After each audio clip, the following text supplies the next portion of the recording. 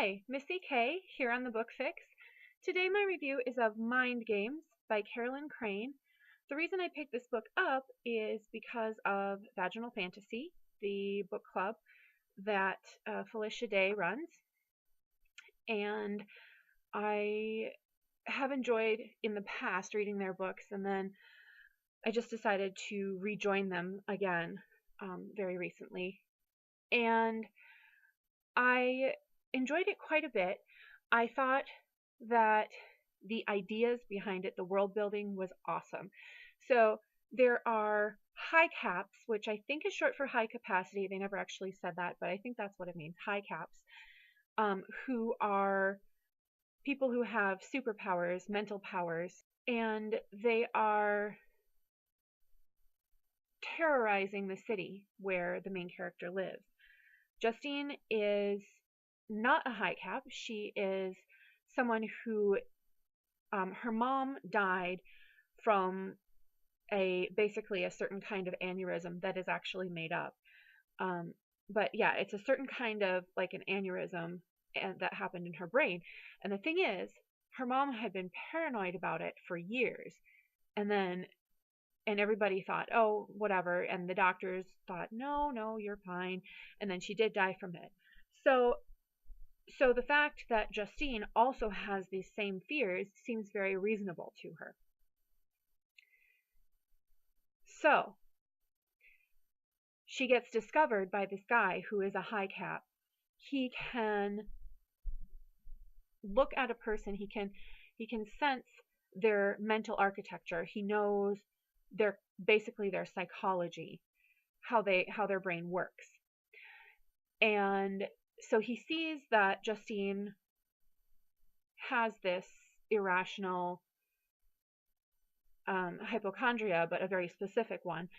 And so he says, oh, you're perfect. And he recruits her for his basically a hit squad of people who are losers in one way or another.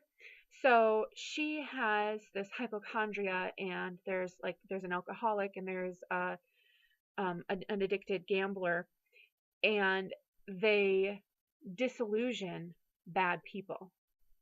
They bring them to the point of complete. It's like they force them to rock bottom in their life so that they can change. And you see that work over the course of the book on a secondary character. And so then there's Packard as the guy who recruits her. And this is kind of a complicated plot, isn't it? So anyway, I guess I'm not going to say any more about the plot, because that's really all you need to know, is that she has this weakness that Packard says, I can use this as a strength. So she becomes part of this group, and things are going pretty well, and then she realizes that maybe it's not as awesome as she thinks it is. And that's really kind of where the book leaves off. And of course, it's a trilogy, so now I have to go and read the rest of them, which I am going to as soon as possible, because that was a pretty bad cliffhanger. And it's really interesting. I really like this idea that this weakness that Justine has, this terrible crippling hypochondria that has given her crazy high medical bills, is a thing that could be turned into a strength.